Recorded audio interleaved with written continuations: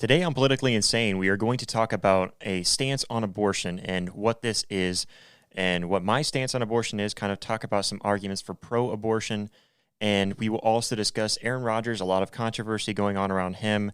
There's part of me that really doesn't want to talk about Aaron Rodgers, but I do want to get into State Farm and what State Farm had to say about Aaron Rodgers and his decision. I think that's pretty important, as well as the Kyle Rittenhouse trial. This is something I know I keep on bringing up, but this is something that I think needs to be brought up, and we will give more on that case as Kyle Rittenhouse just recently, this past week, gave his testimony and so much more. We have all of this and more on Politically Insane.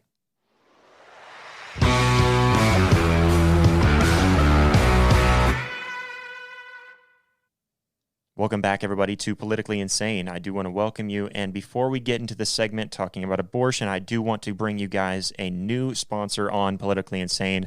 I am excited to bring to you We the People holsters. If you were looking for a company that wants to support you as much as you want to support them, then We the People holsters is the company to support. They support your freedoms and your country as much as you. I think that's what's so great about them. They are a patriotic just a company that loves this country. They're a company that loves the United States. And to me, I think that is amazing. That really is, and it's something that's hard to find anymore today.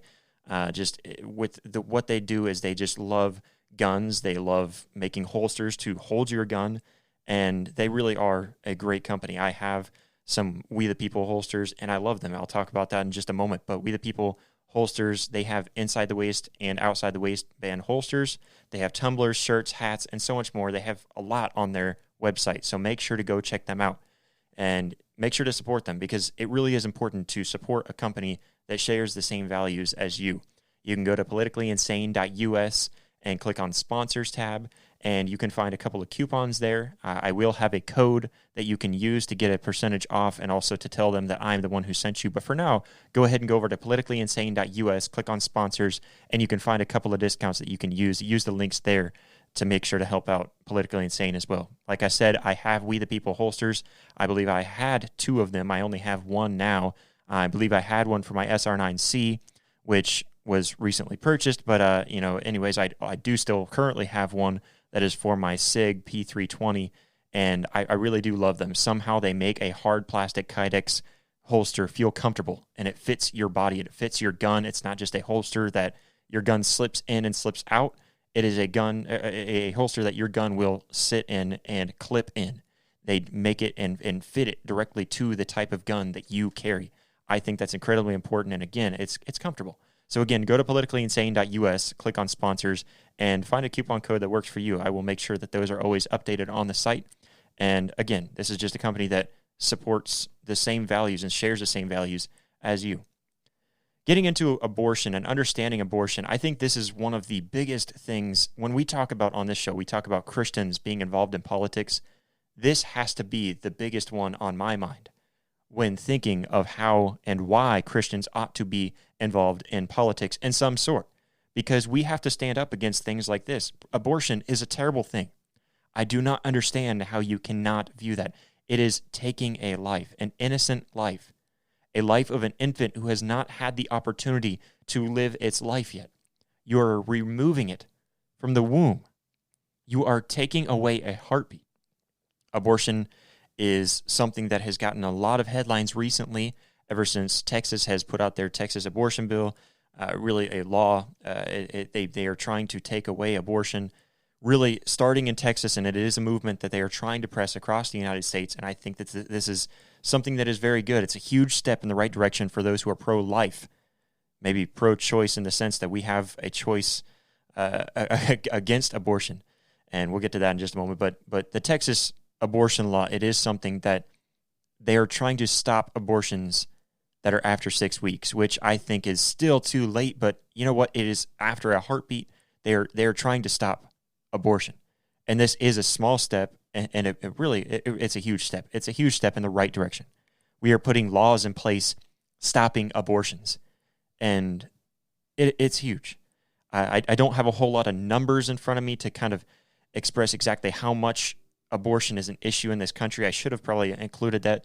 this is a topic that's going to come up plenty of times. So if you want to hear numbers and things like that, I guarantee you are going to hear them on the show, I promise. But today I just kind of wanted to go over some arguments for pro-abortion, because I think it's important that we understand where the arguments come from when talking about pro-abortion. And they say pro-choice. I don't like that terminology. They don't like pro-abortion. But you are killing an innocent infant. That is the end of the story.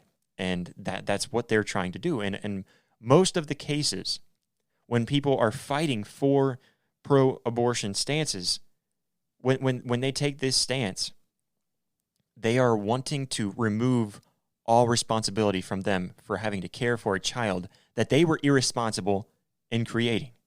I think that's important for us to recognize. I think it's important for us to understand exactly what that is. It is them being irresponsible and not wanting to take action on their own responsibility. They don't want to look at themselves. They don't want to look in the mirror. I think that is important to recognize. Now, we also have to come across this in a loving and understanding way, because many times pro-abortion advocates, they kind of take it as maybe they take it as hate. I understand why they take it that way, because it feels like we're attacking them. We're attacking those who may have committed abortion in the past. They've gone through with this process. That is a traumatizing thing for women when they go through this. I know women who have gone through abortions, and I understand that is something that can be traumatizing because of some of the people that I've talked to about this before. So again, I think that this is something that we do need to come across delicately, in the sense that when we are talking to someone who takes that stance, understand that this is a very touching subject on both sides. We have to understand how to come across to try to attack it a little better. But anyways, going through some of these arguments for pro-abortion, the first and most used one, and probably most annoying one to me, is my body, my choice. They try to tell you that you have no right, especially as a man, you have no right in telling a woman what she can and can't do with her body. It is her body, so she should be able to remove this fetus without anyone else's permission, regardless of who the father is and what the father feels about this situation. Now, of course, this is absolutely wrong because it is not your body that you are affecting. Yeah, I understand that this fetus is inside your body. This infant, this living human being, is inside your body. But what you are doing is you are ending a life to another body. You are not affecting your body in this as much as you are affecting a life to another body. You have the right to do whatever you please with your own body. There's very few things that you're restricted from doing with your own body. There really is. Of course, there are things that you can do with your own body that affect others, such as maybe doing any kind of drugs, partaking in any kind of drugs, drunk driving. There are many things that you are not allowed to do with your own body because it can put other people and other lives at risk. So how about you think of that? Instead of thinking of your own body, because you are not affecting your own body at this point. You are affecting and murdering another body, another life. Like I said, drunk driving, you are putting another life at risk. Removing this fetus out of the womb in abortion, it's not just putting another life at risk, it is taking another life. So no, it's not your body that we are fighting for. It is the body of this innocent child who had no choice in the matter of being put in the womb, let alone being taken out of the womb and murdered. Another argument is that abortion affects women disproportionately. I would completely disagree. I think that it affects innocent infants disproportionately. That's what my argument to that would be. Yes, the woman is the one that has to deal with this. And I'm not talking about instances of rape or any kind of true medical scenarios. I think there are certain medical scenarios where many would call it abortion. It is not the same as abortion. For example, my wife actually brought to my attention that there is a scenario, and I can't remember what it is called off the top of my head. I should have put this down in my notes. I guess I'm not a whole lot prepared for this, am I? But anyways, it is a scenario where there is some sort of fetus growing outside of the womb, outside of the uterus. And this is absolutely going to cause the infant to die. There's no chance in the infant living outside of the uterus. And I don't understand the situation completely. I can't even remember the name. But this is a scenario where the doctor would feel that they need to remove the fetus at this time. They need to remove that because it is not going to live.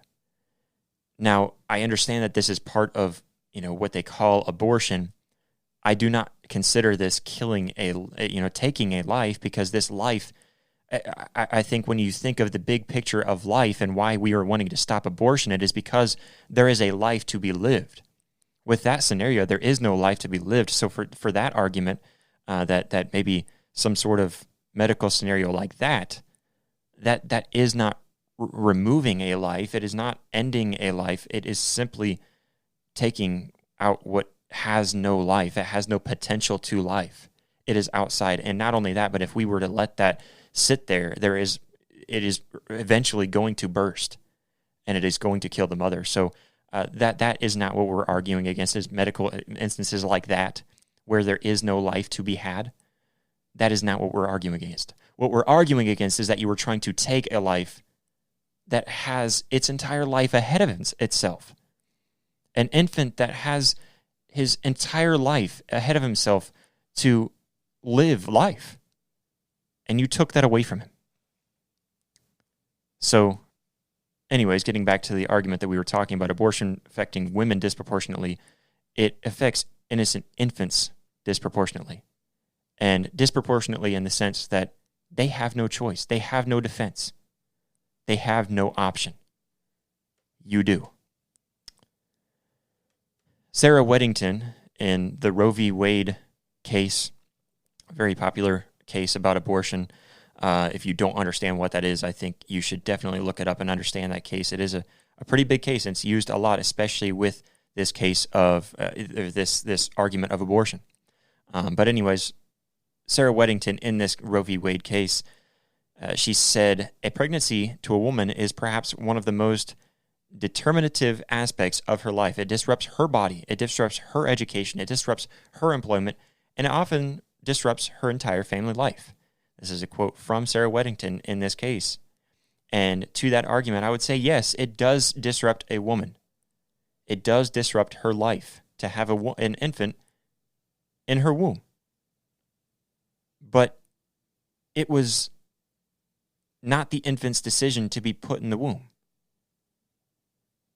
It was not the infant's it was not the infant's decision to be put in this woman's womb. They had no option. They were put there by the woman's decisions. It was the woman who decided not to think through her decisions when having sexual relations. So yes, it is going to disrupt her life, disrupt her education, disrupt her employment, disrupt her family life. But that's something that she should have thought through before having sexual relations.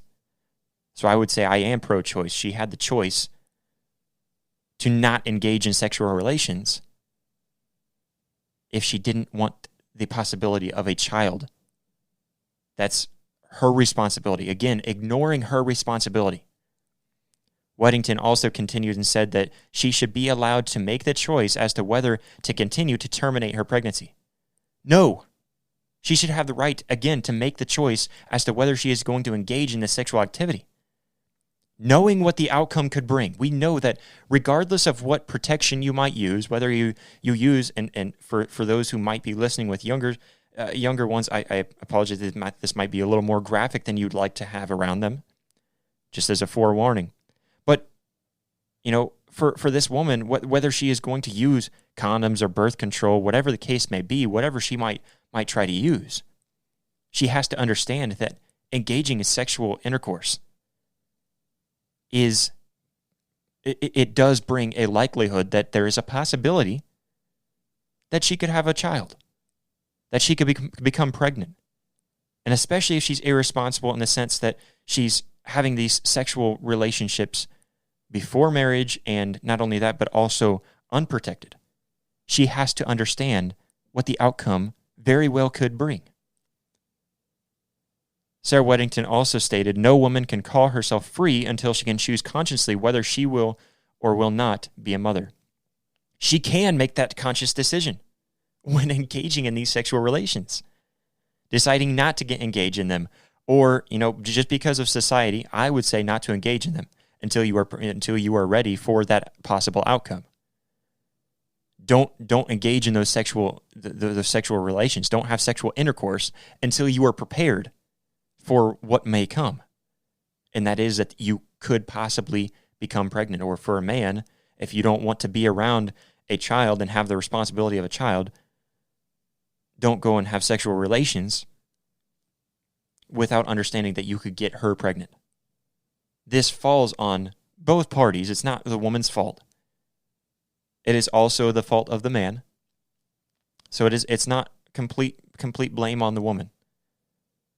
But she should not have the conscious decision in taking a life. She should not have the conscious decision of killing an innocent infant who has done no wrong and had no option in being there, but she had the option. She did have a conscious decision. She had this choice whether she would be engaged in sexual relationships or not. Another argument is that life does not begin until fill in the blank, however many weeks, however long they want to put in. They like to change that up a lot. But if you want to use science, which most of the time the pro-abortion side is on the left is very strong again about using science. Rely on the science, trust the science. Everything is worshiping science. Okay, let's use science. Well, let me tell you this, that science does show that life begins at conception. Steve Jacobs did a survey revealing that a majority of doctors, a majority of health, these people who have studied and have done this for a long time, these people have absolutely, they are proportionately understanding that life begins at conception. In this survey, I'm trying to find it here real quick for you. As it says here, and all of the links again will be in the source note or in the sources at politicallyinsane.us. If you go there and click on sources, you'll be able to find any of these links. If there's any that I've missed that you're wanting, make sure to reach out. Go to the contact page and make sure to reach out. But this article says, as discussed in more detail below, I reported that both a majority of pro-choice Americans, 53%, a majority of pro-life Americans, 54%, would support a comprehensive policy compromise that provides entitlements to pregnant women, improves the adoption process for parents, permits abortion in extreme circumstances, and restricts elective abortion after the first trimester. However, members of the media were mostly interested in my finding that 96% of the 5,577 biologists who responded to me affirmed the view that human life begins at fertilization, at conception. 96% of these biologists who this man reached out to, and this survey was done. Let me find his name real quick again for you. This survey was done by Steve Jacobs. Again, this link will be in the description in the sources at politicallyinsane.us. But isn't that just insane? We want to say that, trust the science, all of this stuff. What happened to trust the science? When we're told to trust the science over things that are unscientific. But then whenever we want to bring up science and things like this, abortion, and 96% of over 5,000, over 5,500 biologists responded to this man in his survey, affirming the view that human life begins at conception. If that's not trusting in the science, then I don't know what is. So when arguing with people who are pro-abortion, they are all for taking a life out of the womb, an innocent life. Just remember, they don't care about science. They don't care about that life. And we are not trying to criminalize. In fact, the Texas abortion law does not criminalize women who go through and have an abortion. It criminalizes the doctor who knows what they are doing, the doctor who knows that they are ending a life. That is who we are trying to criminalize here.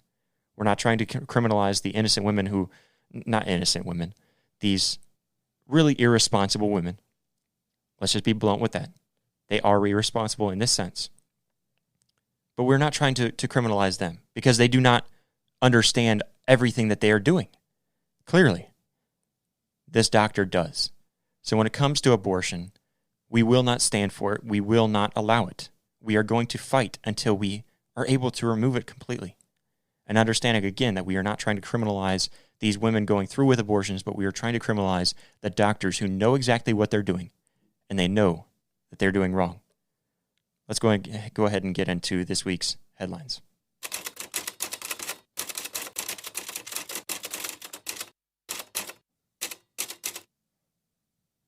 All right, just to start off with the headlines from this past week, this one was actually from, I believe, November 3rd is when this article came out. But I'm just going to read the headline to this article and let that speak for itself here real quick. This is an article from Daily Mail. It says, Ohio, that really upsets me to see this too, because for those who don't know, I live in Ohio. But anyways, this headline states, Ohio will pay out $17.5 million to a man, 21, convicted of child sex offenses after he suffered spinal cord injuries when prison guards tackled, handcuffed, and dropped him, then bragged about paralyzing the dude. LMAO. That was in quotations there. A long headline, but definitely grabs your attention, doesn't it? When reading through this article, too, we understand the situation and what happened here. This man, he was convicted of child sex offenses, and I can't find a whole lot on that. So if anyone finds more on that, feel free to send that over my way. But he's been convicted for child sex offenses, and it does put it in plural in this article. So I assume that there are more than one. So a child molester is getting paid $17.5 million by the state of Ohio just because he was tackled, handcuffed, and then dropped, and he was abused. When you read through the article, if this article is true, which a lot of it was coming from the case, it was abuse. They roughed him up a little bit, which roughing him up in that scenario was not what was wrong. I think he deserved that roughing up, but the fact that they refused to give him any medical attention. He was saying that he was thirsty, didn't get any water. He was saying that he was injured. The guards and even nurses around kind of ignored that and didn't give him any medical attention until about 9 a.m. the following morning.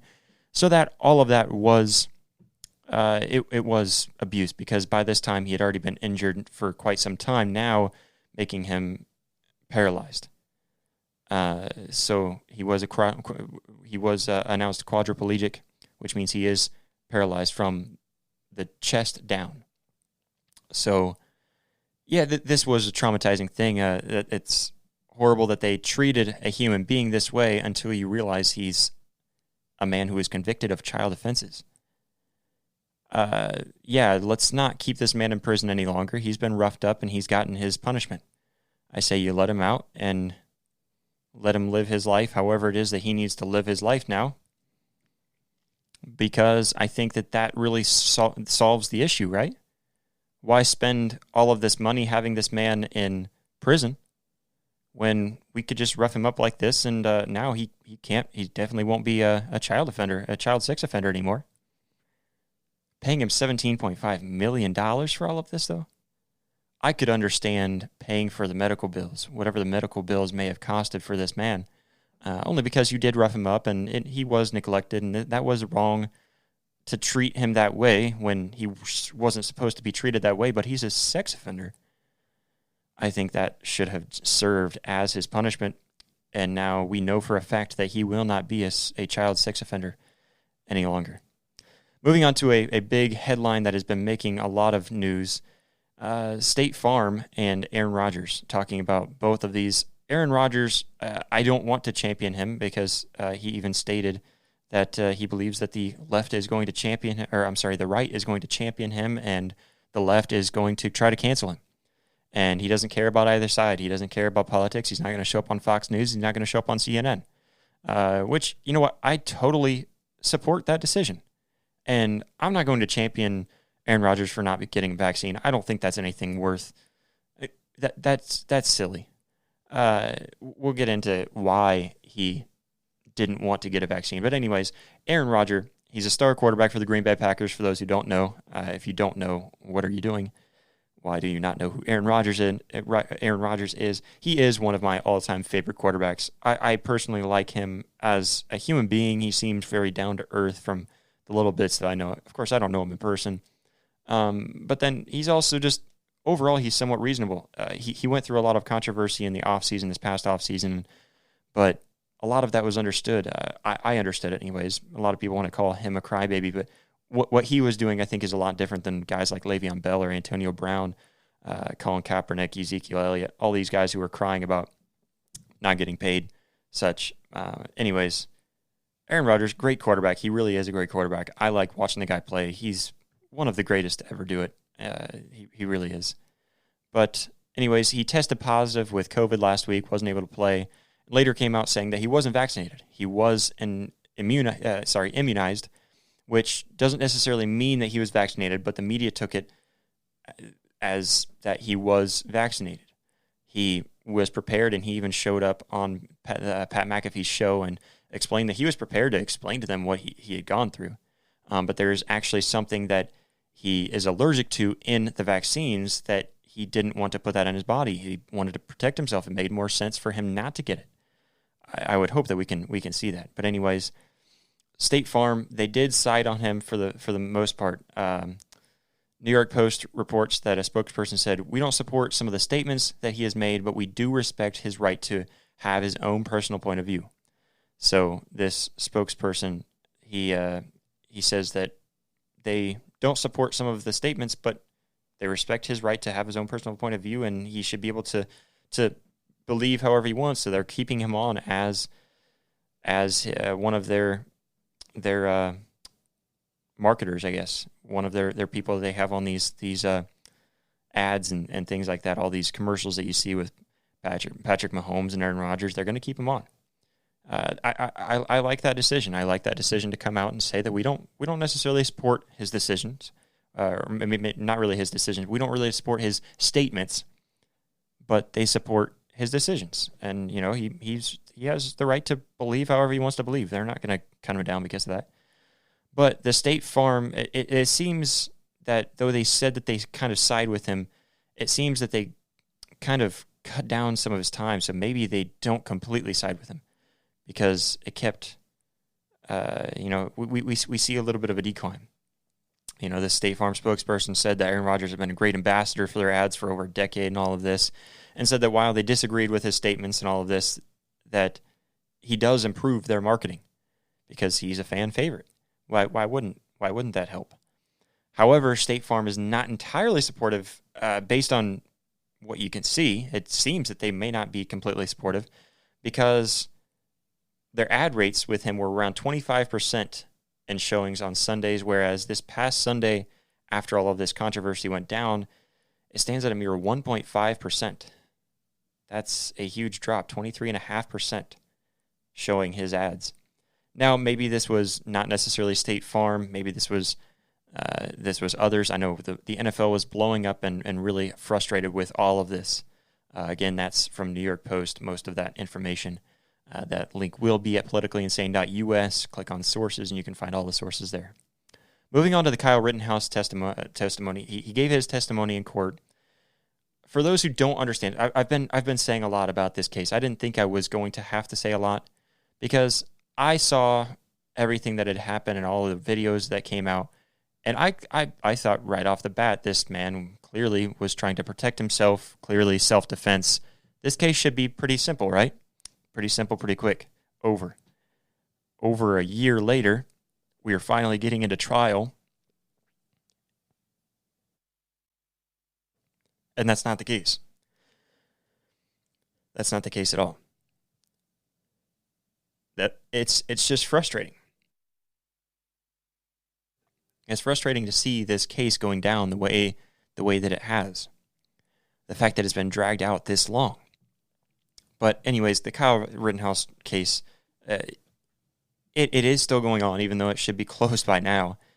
But reading the headlines from mainstream media, it can be misleading. So if you do not understand this case, look into the entirety of it.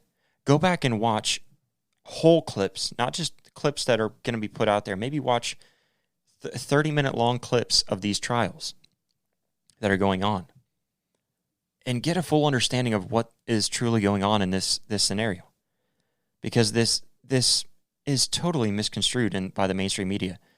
A Daily Wire article, it helps and shows that the mainstream media is trying to mislead everyone about this case. It really does. It shows this. And the Daily Wire writes in this article, it says, for example, the Washington Post's original headline read, Gage Grosskreutz says that he feared for his life before Kyle Rittenhouse shot him during Kenosha unrest. The headline has been altered to read, Gage Grosskreutz says he feared for his life, pointed gun at Kyle Rittenhouse before getting shot.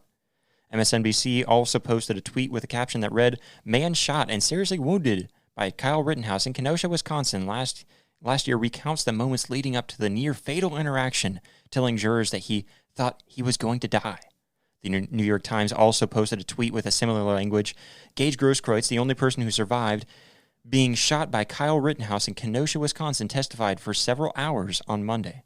His account underscored the challenge prosecutors face in disproving Rittenhouse's self-defense claim. The article also shows this phrase, only survivor, being used several times when describing Gage Grosskreutz, one of the men. He's the man that got shot in the forearm by Kyle Rittenhouse. This is just sickening to see the mainstream media against this kid without showing any facts. And many scenarios, they are lying or twisting the words to make it look like this man, this young man, is not innocent, that he is a murderer. That's what they're trying to show. That is sickening. Absolutely sickening to me. This case should have never been made against Kyle due to the fact that there's plenty of video evidence before this trial showing exactly what he did. Joseph Rosenbaum was discharged from the hospital earlier that day that he was shot after a suicide attempt. This man was unstable. Rosenbaum was convicted of child molestation in 11 cases in Wisconsin and one in Arizona. He was also known to battle bipolar disorder and was homeless. This man was unstable. Rosenbaum also had an open misdemeanor cases for battery, domestic abuse, disorderly conduct, again, domestic abuse. This man was unstable. He was a psychopath. He was a pedophile. And we're really going to mourn this man's loss? You know what? I am glad that this pedophile is off of the streets in Kenosha.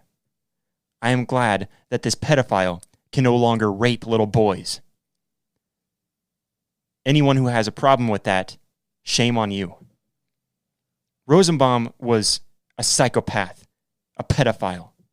So to be sad about his death while he tried to attack and get a mob to attack this 17-year-old kid at the time and tried reaching and grabbing his gun, that is why he got shot.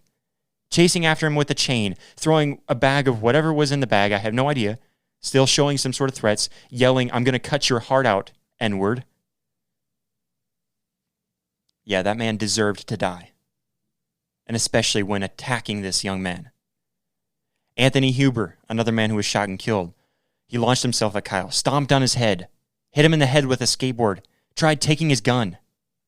He was a domestic abuser, a domestic abuse repeater, and has a record of a use of dangerous weapons several times. That's a criminal who tried to attack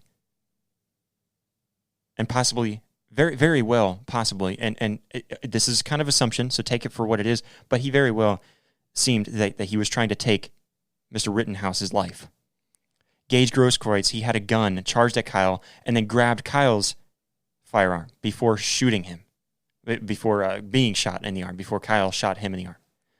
Gage Grosskreutz, he has an alleged felony of robbery, not confirmed. He's got other couple of alleged felonies that aren't necessarily confirmed, at least not from my sources. But he does have a record of carrying a firearm while intoxicated. So it shows that this man was irresponsible with his firearms. Carrying a firearm that night, what was he doing with a firearm? Why is that not on the question? Kyle Rittenhouse was put on the stand for questioning by the defense to kind of give his testimony of the events that happened. The defense could have opted out of this. Part of me is glad that they did, because people can see that this young man is not a killer. He's not. But when he's questioned to recall the events, he broke down in tears, panicked, gasping for air in this situation. And I really didn't want to play a clip or anything like that. I think that it really is touching to see this kid going through this. And it is important because what this kid did was complete self-defense and with video evidence. The question is not why he was there. The question is not what his intentions were to be there. That none of this is under the question. What was in question is why he shot these men. He shot these men in a split decision, a split-second decision. But he was put up on stage, and when going over these events in his head, you can tell he's having a panic attack. And for anyone who's been around someone who has panic attacks that thrive from anything of PTSD, that is exactly what this kid is going through. And it really did. When I saw this live, it put a tear in my eye because I feel so horrible for this kid that he's going through this. I'm not saying that to pity him. I'm not saying that to try to praise him. He went there to do good. That was his intentions. That was clear. We have video evidence, pictures, all kinds of evidence proving that. I want to play this clip, though. The reason why I think that we need to see this clip, and this clip needs to go around, is for people to understand that this kid feels bad about what he did. And he shouldn't. He protected his life, and he ended the life of a pedophile, a convicted serial pedophile. I want to play this clip for you. Right now, you can really only hear it, but I encourage you to go look at it and just see his reaction. This is not fake. But here I go. I'm going to play this clip now. As I'm walking down Sheridan Road, I hear somebody scream, "Burn in hell." And I reply with friendly, to let them know, hey, I'm just here to help. I don't want any problems. I just want to put out the fires if there are any.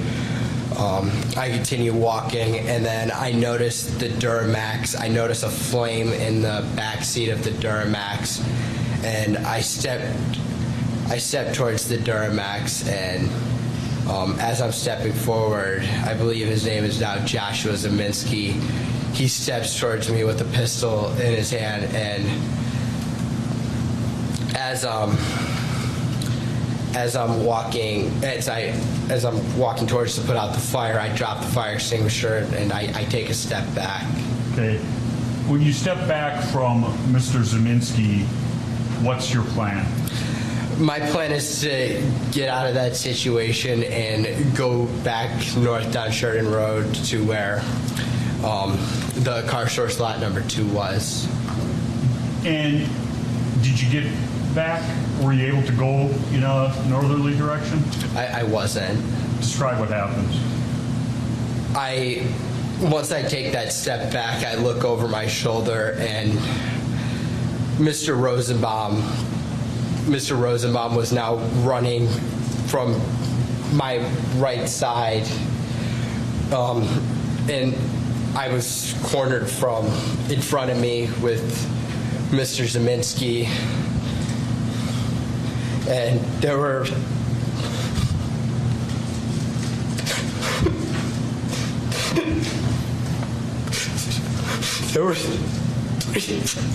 people right there. Take a deep breath, Kyle.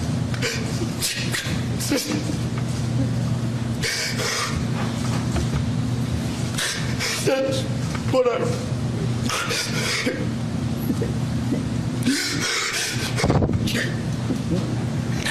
That's where I run.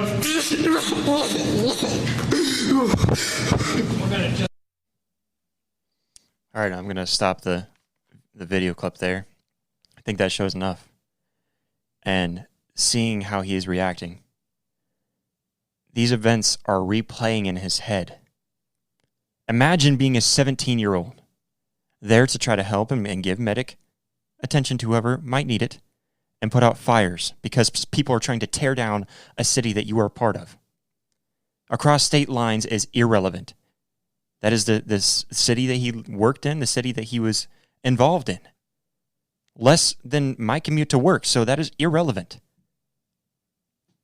He was given an AR-15 from those who he was helping to protect himself, and rightfully so, because look at the situation that he was in.